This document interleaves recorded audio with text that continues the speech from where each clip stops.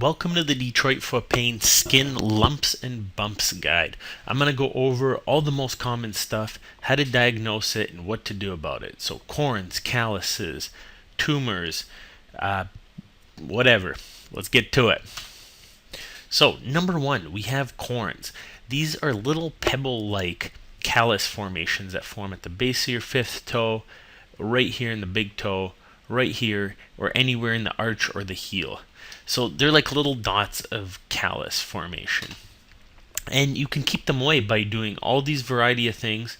And I'm not going to get into it because it's just a quick guide, but they are very easily removed and kept away. And you can find them at the link underneath this video.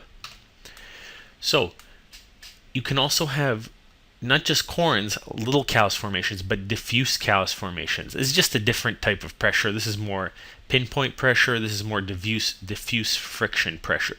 But they're treated very similarly, and you can rub them with pumice stones, anti-inflammatories, pads, moisturizing baths that make it go away easier, everything. Same kind of stuff as the corn.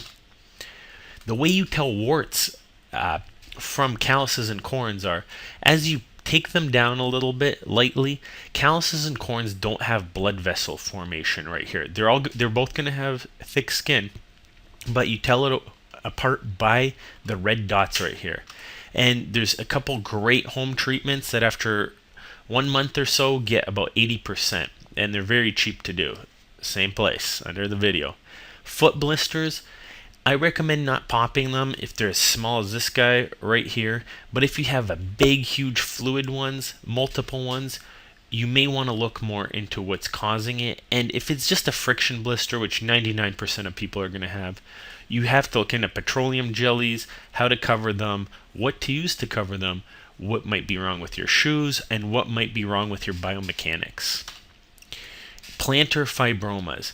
These are usually going to be hard connective tissue type masses that aren't really movable, that are most visible when you bend your big toe back and bend your ankle up. And they're always going to be in the arch and look like either a little pebble or a huge mass. This is like very, very far progressed. But you can treat these usually through conservative measures, try and massage them out, break them up over time, or surgically remove them or inject them.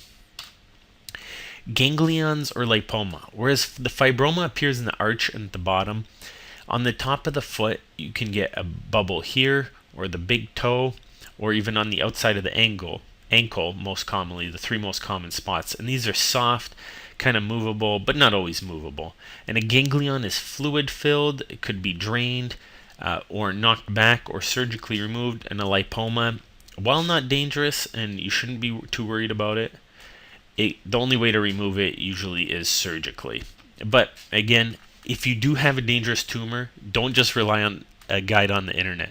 Definitely get it checked out MRI. These are just the most common things, but not the only things. And if you have a huge bump on the inside of your big toe, on top of your big toe, and on top of this area right here, around where the X and the O are, I put this word in the wrong place, you have what are known as bone bumps if they're hard. This is due to poor bone biomechanics, and unfortunately conservative treatment, unless it's very mild, won't be able to take care of that. You may need surgery to get into it. And again, guides underneath this video. Osteochondromas. This is the most common type of bone tumor in the foot, and all this is bone growth with a cartilage cap. Now, almost all of these, far into the high 90s, are completely safe, but if they start growing quickly, it's good to have an initial x-ray to be able to monitor it, because if it does start growing, eventually it should be monitored because it could cause problems.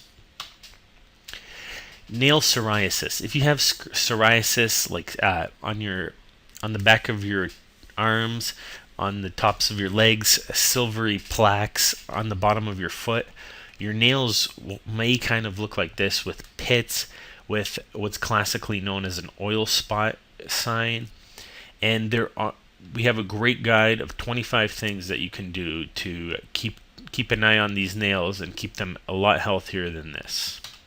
Do not try any of this at home alone without supervision.